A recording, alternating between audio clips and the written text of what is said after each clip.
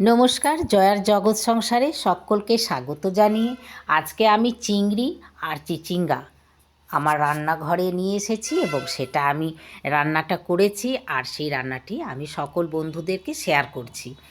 তো চলুন শুরু করা যাক। প্রথমেই চিচিঙ্গাগুলোকে এইভাবেই খোসাটা ছাড়াবেন, ঘষে নিতে হবে, তাতে করে এটা কিন্তু নাতা হয়ে যাবে না। তারপরে প্রথমে এরকম পিস পিস করে কেটে কেটে নিতে হবে। আমি এরকম করে কেটে নিলাম গোল গোল করে। তারপরে আবার দু টুকরো করে করে নেবো বা 3 টুকরো করে নেবো। চিচিঙ্গাগুলোকে এই সময় প্রচুর চিচিঙ্গা হয়। চিচিঙ্গাটা অনেকে খেতেই চান না, অবহেলা করেন, কিন্তু এই চিচিঙ্গারও গুণ আছে। ডায়াবেটিস রোগীদের পক্ষে চিচিঙ্গা শুনেছি খুবই ভালো। হার্টের যাদের প্রবলেম আছে তাদের জন্যও শুনেছি খুবই ভালো, এবং এটা ওয়েট লস করে। তো যাই হোক, যদিও আমার সব কিছুই শোনা বা বিভিন্ন ইয়ের থেকে পড়া, নিউজ থেকে, কতটা কি সেটা ডিটেলস ডাক্তারবাবুরাই বলতে পারবেন। তো যাই হোক, চিচিঙ্গাগুলো এইভাবে আমি কেটে নিলাম। কেটে নিয়ে আমি ধুয়ে নিলাম, জল দিয়ে ধুয়ে আর জল ঝরিয়ে রাখবো। তো সব কিছুই রান্না একটু যদি ধৈর্য ধরে করা যায় তাহলে কিন্তু খুব ভালো হয়। তো চিচিঙ্গা আমি যেহেতু 3টে হাফ কেজি চিচিঙ্গার মধ্যে আমি 2টো নিয়েছিলাম, 3টে হয়েছিল 2টো নিয়েছি, আর সেই জন্য বড় বড় 2টো পেঁয়াজ নিলাম। পেঁয়াজটা একটু বেশি নেবেন, কম নেবেন না, কারণ এটাতে পেঁয়াজটা একটু লাগে এবং খুব ভালো লাগবে দেখবেন। তো পেঁয়াজগুলোকে এইভাবে লম্বা লম্বা করেই কেটে নেবেন। এক একটা তরকারি থাকে, তার তরকারি কাটারও কিন্তু পদ্ধতি বা আকৃতিগুলো কিন্তু সেই রকমই হয়। যেমন শুক্তোর আলু লম্বা হবে, পটলের তরকারি করতে গেলে পটলগুলো একটু তেরছা করে পাশে পাশে কাটতে হয়, এই আর কি। দেখতেও ভালো লাগে। সেই জন্য এই পেঁয়াজগুলোকে এরকম করে কেটে আর হাতে করে একটু ভেঙে দিলেই দেখুন লম্বা হয়ে যাবে সুন্দর। এরপরে আমি কিছুটা সাদা সর্ষে নিয়েছি। আমি 2 চামচ সর্ষে নিয়েছি, সাদা সর্ষে বা কালো সর্ষেও চলবে। আমি সাদা সর্ষে নিয়েছি। পরিমাণ মতো কাঁচা লঙ্কা আমি নিলাম, যে যেমন ঝাল পছন্দ করে সেরকম কাঁচা লঙ্কা নিয়ে এটা শিলে আমি পিষে নিলাম। আপনারা এইভাবে শিলে পিষে নেবেন বা মিক্সিতেও পিষতে পারেন।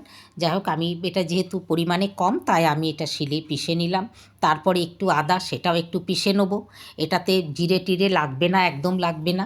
দেখুন, আদাটাও পেষা হয়ে গেল, সর্ষে কাঁচা লঙ্কাও পেষা হয়ে গেল। আমার কি হলো, কালো জিরে নিলাম, আদা পেষাটা নিলাম, কাঁচা লঙ্কা সর্ষে পেস্ট সেটাও রাখলাম। চিংড়ি মাছ আমি ভেজে রেখেছি আর পেঁয়াজ তো কেটে নিয়েছি।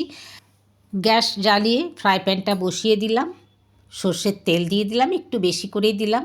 তেল গরম হলে কালো জিরে ফোড়ন দিলাম। কালো জিরেটা যখন বেশ ভালো ভাজা হয়ে যাবে এবং গন্ধ উঠবে, তবে পুড়ে যেন না যায় সেটুকু লক্ষ্য করতে হবে।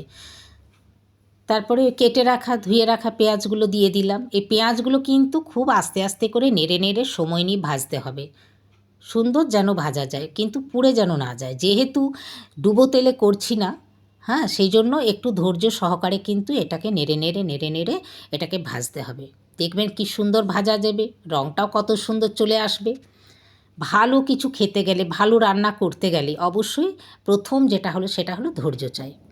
তো দেখুন, আমি নেড়ে নেড়ে কীরকম করে কত সুন্দর করে পেঁয়াজগুলো ভেজে নিলাম। তারপরে সাইড করে দিন।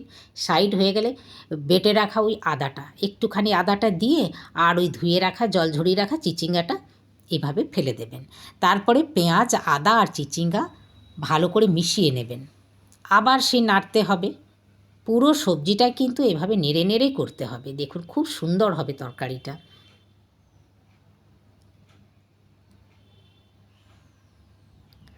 হয়ে গেল। এরপরে দেখুন হলুদ একটু আর পরিমাণ মতো কাশ্মীরি লাল লঙ্কার পাউডারটা দিলাম।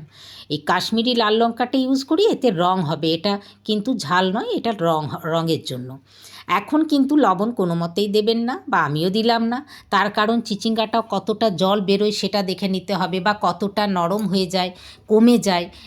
তা না হলে কি হবে, আপনার বেশি নোনা হয়ে যাবে।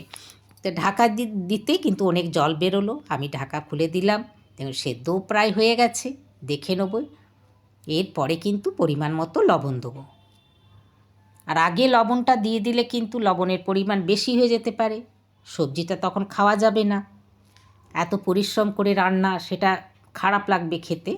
তা যাই হোক, এরপরে ভেজে রাখা চিংড়ি মাছগুলো এর মধ্যে ফেলে দিয়ে আবার কিন্তু নাড়তে হবে। আর আঁচটা কিন্তু বেশি করবেন না, কম আঁচে এটা করতে হবে। যাতে করে পুড়ে না যায়। একটুখানি জল দিয়ে এটা রান্না হতে দেবো, ঢাকা দিয়ে দেবো। এদিকে আমি এই নারকেলগুলো আমি পিষে নেব। অসাধারণ লাগবে এই নারকেলটা পড়ার পর, দেখবেন। একে তো চিংড়ি মাছ, তারপরে নারকেল। ঢাকা খুলে দিলাম। দেখুন একদম শুকিয়ে গেছে, জল নেই, খুব সুন্দর প্রায় ঝুরঝুরের মতো হয়ে এসেছে। একদম কিন্তু জল জলে ভাব থাকবে না, হয়ে গেছে, সেদ্ধও হয়ে গেছে। এরপরে কিন্তু আমার পেস্ট করে রাখা সর্ষে এবং কাঁচা লঙ্কার পেস্টটা এরপরে দিয়ে দিলাম। দিয়ে আবার সেগুলো মশলাগুলো মাখিয়ে নিন। মশলাগুলো সব মাখানো হয়ে গেলে নামানোর আগে নারকেল বাটাটা দিয়ে এটাকে আবার নেড়ে নিন। আর বাটি ধোয়া জলটা দিয়ে দিন, ব্যাস মিশিয়ে দিন সমস্ত চিচিঙ্গার সাথে। চিংড়ি চিচিঙ্গার সাথে এই নারকেল বাটা দিয়ে অসাধারণ লাগবে। দেখুন রান্নাটা হয়ে গেছে। এরপরে আমি এটা গ্যাসটা অফ করে দেবো। গ্যাসটা অফ করে এটা আমি অন্য একটা বাটিতে এটা রেখে দেবো, তাতে করে পরিবেশনের সুবিধা হবে। দেখুন রঙটা দেখেই মনে হচ্ছে কত সুন্দর হয়েছে চিংড়ি চিচিঙ্গা।